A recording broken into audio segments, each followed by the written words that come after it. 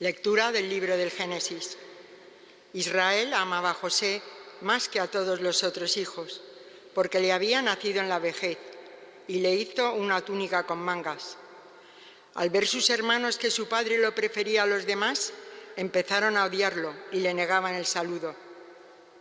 Sus hermanos trashumaron a Siquén con los rebaños de su padre. Israel dijo a José: «Tus hermanos deben de estar con los rebaños en Siquén. Ven, que te voy a mandar donde están ellos». José fue tras sus hermanos y los encontró en Dotán. Ellos lo vieron desde lejos y antes de que se acercara maquinaron su muerte. Se decían unos a otros: «Ahí viene el soñador, vamos a matarlo y a echarlo en un aljibe. Luego diremos que una fiera lo ha devorado. Veremos en qué paran sus sueños». Oyó esto Rubén e intentando salvarlo de sus manos dijo: «No le quitemos la vida», y añadió: «No derraméis sangre, echadlo en este aljibe, aquí la estepa, pero no pongáis las manos en él». Lo decía para librarlo de sus manos y devolverlo a su padre. Cuando llegó José al lugar donde estaban sus hermanos, lo sujetaron. Le quitaron la túnica con mangas que llevaba puesta. Lo cogieron y lo echaron en un pozo. El pozo estaba vacío, sin agua. Luego se sentaron a comer y al levantar la vista vieron una caravana de ismaelitas que transportaban en camello goma, bálsamo y resinas de Galaad a Egipto. Judá propuso a sus hermanos: «¿Qué sacaremos con matar a nuestro hermano y con tapar su sangre?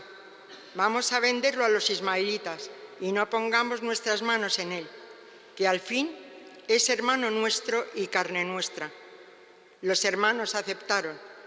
Al pasar, unos mercaderes madianitas tiraron de su hermano y sacando a José del pozo, lo vendieron a unos ismaelitas por 20 monedas de plata. Estos se llevaron a José a Egipto. Palabra de Dios. Te alabamos, Señor. Recordad las maravillas que hizo el Señor. Recordad las maravillas que hizo el Señor.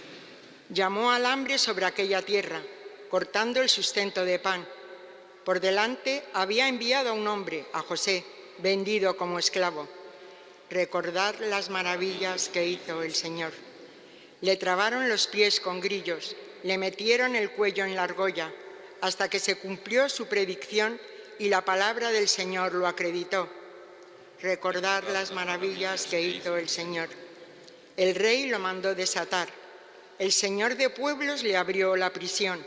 Lo nombró administrador de su casa, Señor de todas sus posesiones. Recordad las maravillas que hizo el Señor. Gloria a ti, Señor Jesús. Tanto amó Dios al mundo que entregó a su unigénito. Todo el que cree en él tiene vida eterna. Gloria a ti, Señor Jesús.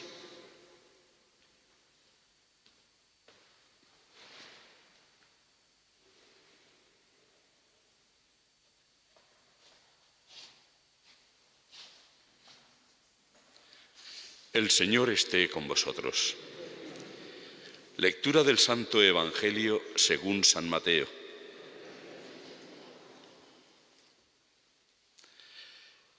En aquel tiempo dijo Jesús a los sumos sacerdotes y a los ancianos del pueblo: «Escuchad otra parábola. Había un propietario que plantó una viña, la rodeó con una cerca, cavó en ella un lagar, construyó una torre, la arrendó a unos labradores y se marchó lejos. Llegado el tiempo de los frutos, envió sus criados a los labradores para percibir los frutos que le correspondían. Pero los labradores, agarrando a los criados, apalearon a uno, mataron a otro y a otro lo apedrearon. Envió de nuevo otros criados, más que la primera vez, e hicieron con ellos lo mismo. Por último, les mandó a su hijo, diciéndose: tendrán respeto a mi hijo. Pero los labradores, al ver al hijo, se dijeron: este es el heredero, venid, lo matamos y nos quedamos con su herencia. Y agarrándolo, lo sacaron fuera de la viña y lo mataron. Cuando vuelva el dueño de la viña, ¿qué hará con aquellos labradores? Le contestan: hará morir de mala muerte a esos malvados y arrendará la viña a otros labradores que le entreguen los frutos a su tiempo. Y Jesús les dice: ¿no habéis leído nunca en la Escritura: la piedra que desecharon los arquitectos es ahora la piedra angular? Es el Señor quien lo ha hecho, ha sido un milagro patente. Por eso os digo que se os quitará a vosotros el reino de Dios y se dará a un pueblo que produzca sus frutos. Los sumos sacerdotes y los fariseos, al oír sus parábolas, comprendieron que hablaba de ellos, y aunque intentaban echarle mano, temieron a la gente que lo tenía por profeta. Palabra del Señor.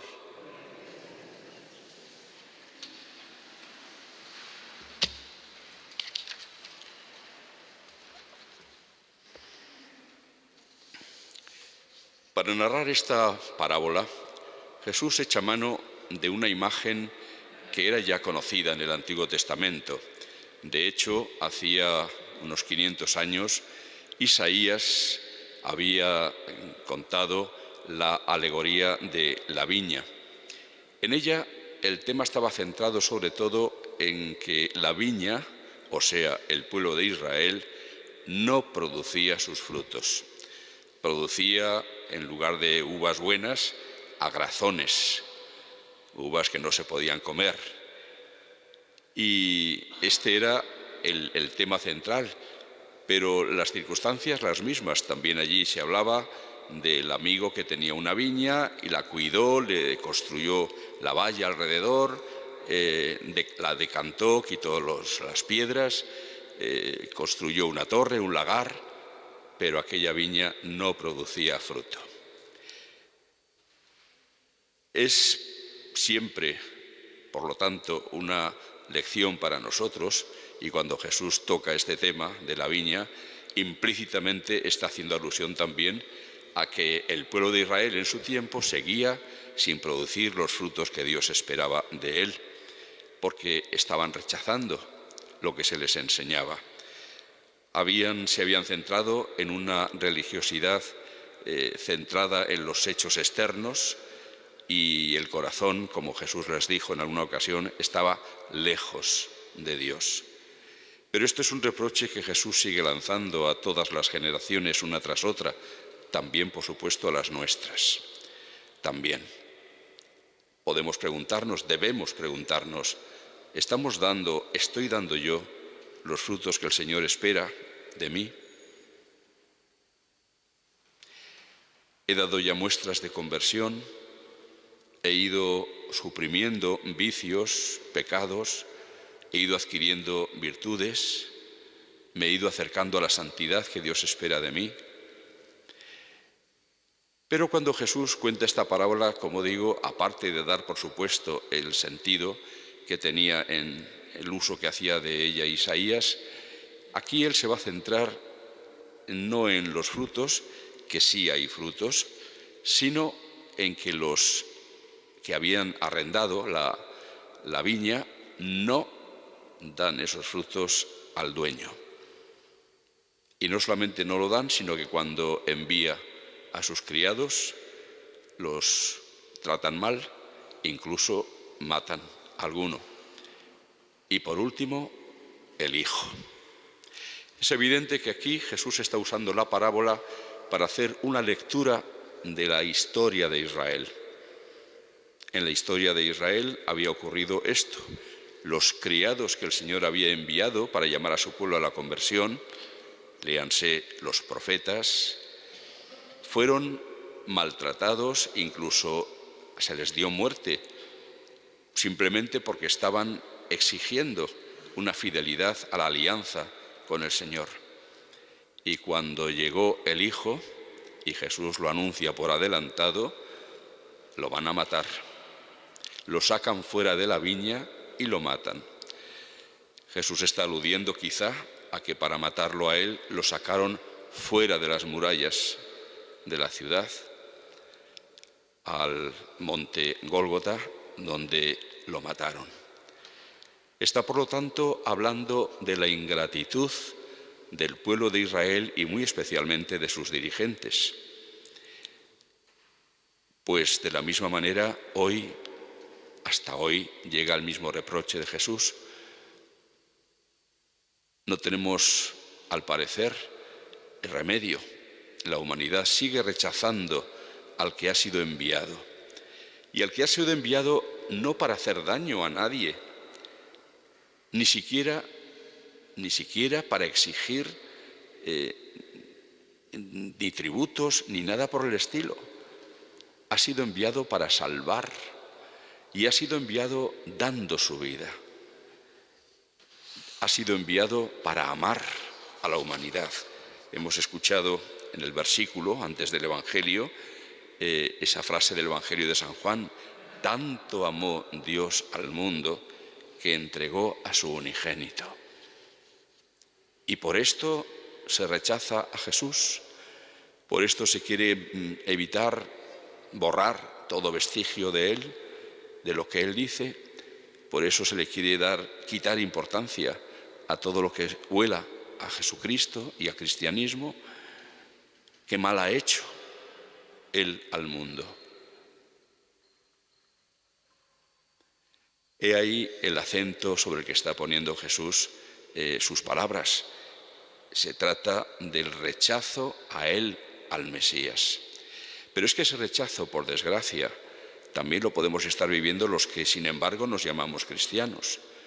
Ese rechazo se vive cuando no hacemos de él el centro de nuestra vida, y tenía que serlo, y así nos lo ha dicho.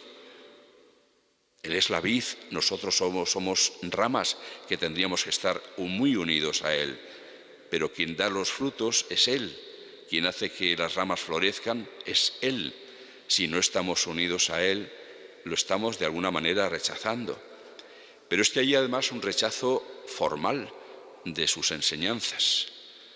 Jesús se va a quejar en alguna de sus parábolas: no todo el que dice Señor, Señor, entrará en el reino de los cielos, sino el que escucha y cumple mis palabras. El que escucha y cumple. Hay un rechazo, por lo tanto, de Jesús cuando o no queremos ni siquiera escuchar, o cuando, aun cuando escuchemos, sin embargo, no ponemos en práctica lo que nos dice. Casi ni lo intentamos. Porque quien lo intenta, al menos, aunque no lo consiga del todo, al menos está siendo consecuente. Pero ¿y cuando ni siquiera lo intentamos? ¿Y cuando nos limitamos a escuchar como quien escucha un cuento? ¡Uy, qué bonito!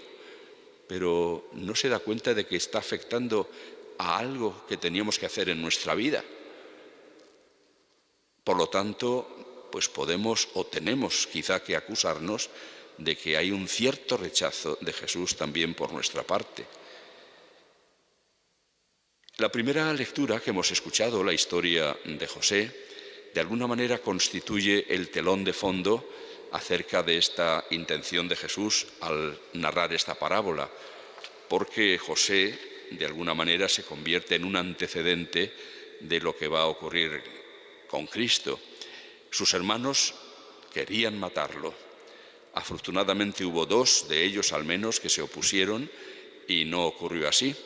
Y de esta manera, a pesar de su maldad, a pesar de lo que hicieron, la providencia del Señor salió triunfante, porque José efectivamente fue llevado por estos ismaelitas hasta Egipto, donde a su vez lo vendieron como esclavo y que terminó siendo el ministro fundamental del faraón al haberle interpretado sus sueños, etc. Y de esta manera José estuvo en condiciones, después de socorrer a sus mismos hermanos que lo habían querido matar, proporcionándoles el alimento que en su tierra en aquel momento no había por la carestía. Y es otra lección importante para nosotros, la que de la providencia de Dios hace que la historia a pesar de que nosotros la estropeemos con nuestras maldades, pero sigue siendo llevada en sus hilos fundamentales por Dios, que es el Señor de la historia, y que Él, como decía Santa Teresa de Jesús, escribe derecho, incluso con líneas torcidas. Ahora mismo pues estamos una vez más siendo testigos de la maldad de la humanidad en distintos campos. Por supuesto las guerras, y no solo la de Ucrania, que esa, porque nos puede estar afectando a todos, como egoístas que somos, quizá nos preocupe más, pero ¿y las guerras olvidadas de las que nadie habla, pero que se están produciendo en otros puntos de la tierra? Y las violencias de cada día, y así tantas y tantas cosas. Pues a pesar de todo eso, a pesar de todo, la historia sigue guiada por Dios, que con su providencia sabe sacar bienes de los males que nosotros cometemos. El mayor crimen de la historia, la muerte de su Hijo, se ha convertido en la fuente de la salvación para toda la humanidad. Cristo, muerto por nuestros pecados, nos da vida a todos. Por lo tanto, y una vez más, se nos invita a la plena confianza en el Señor. Ayer precisamente escuchábamos, bendito quien pone su confianza en el Señor, porque Él es el que hace grandes maravillas, como hemos recordado en el Salmo, cuando hemos dicho, recordad las maravillas que hizo el Señor.